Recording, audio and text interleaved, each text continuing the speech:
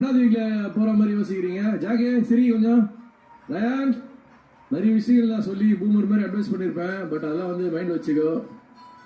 எல்லாமே யூஸ்ஃபுல்லாக தான் இருந்துச்சு. அப்படியா ஜாக்? Doing good. உனக்கு நிறைய மாற்றங்கள் ஒன்றும் உனக்குள்ளே ஏற்பட்டிருக்கும் இந்த ஷோ மூலியமா. ஸோ அது எல்லாமே உனக்கு கிடைக்கிற ஒரு நல்ல விஷயமா எடுத்துட்டு போ. So future is big. வாழ்க்கையில் நிறைய விஷயங்கள் இருக்கு. Okay, all the best for that. And Pavi என்னம்மா லைட்டாக ஹாப்பியான மாதிரி இருக்கு. அதிக நாமினேஷன் நான் போட்டிருக்கேன் பவி மேல.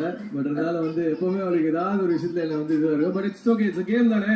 புரியும். ஓகேவா, super, all the very best. 98 days தாண்டியாச்சு, அடுத்து ஓடணும். ஓகே கண்டிப்பா. செல்லக்குட்டி விஷால் என்னப்பா நீ யாரா இனிமேல் சீரியஸ் கொடுவாங்க உள்ளே கேட்டுதான் வந்தேன். எப்போ நான் தான் சீடா இன்னைக்கு அவனுக்கு ரொம்ப இதுவா இருக்கும். நேத்து வந்து க்ளோஸ் ஃப்ரெண்டு போயிட்டான், இன்னைக்கு சீனியர் கிளம்பிட்டாரு.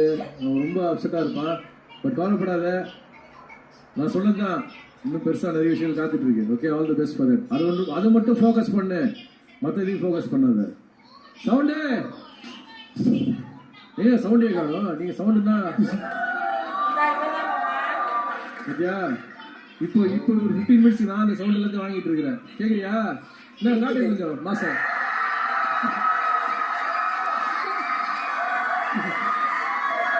rightfully சொல்லனா I have earned it.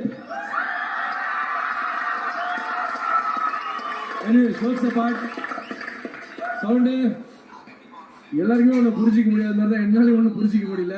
But you're doing wonderful. All the very best. Thank you bro, thank you. நல்லா சிச்ச மாதிரி தான் சொல்லேன். Thank you bro. அடுத்தபடியாக என் செல்ல தம்பி முத்து குமரா. பெருங்கடல் இங்க உனக்கு லவ் காத்துட்டு இருக்கிறா முத்து குமரா. நிறைய விஷயம் நான் உள்ள இருக்கும்போது சொல்லியிருப்பாங்க, அதை மைண்ட்ல வச்சுக்கோ. அது வந்து will take you bigger places. Okay, all the very best. அழாத, அழக்கூடாது. அவங்க அம்மா பாருமா தான் சொல்லுவோம், அழக்கூடாது அப்படின்னு. அதுதான் சொல்றேன், அழக்கூடாது. பிரிச்ச மாதிரி இது. எனக்கு ஒன்னே ஒன்று சொல்லணும் சார். சொல்றா தம்பி. ஒரு வாரத்துக்கு முன்னாடி கிச்சனில் நாங்கள் 2 பேர் எப்போதும் போல காய்கறிகள் நறுக்கிட்டு இருந்தோம். அப்போ அவர் சொன்னாரு, நான் ஜெயிச்சிட்டேன்னா 45 வயசுல ஒருத்தன் ஜெயிச்சிட்டான், ஜெயிக்கிறதுக்கு வயசு முக்கியம் இல்லை அப்படின்னு ப்ரூவ் பண்ணிடுவேன் அவர் சொன்னார் சார். 4வது ஒரு 5வது வாரத்தில் அவர் போயிடுவாருன்னு ஒரு நாமினேஷன் கோசம் சண்டை போட்டு வாங்கி கொடுத்துருக்கோம் சார். 4 வாரம் அவர் நாமினேட் ஆகல சார். அவர் நாமினேட்டே ஆகலைங்கிறத காரணமா சொல்லி அவர் நாமினேட் பண்ணாங்க சார்.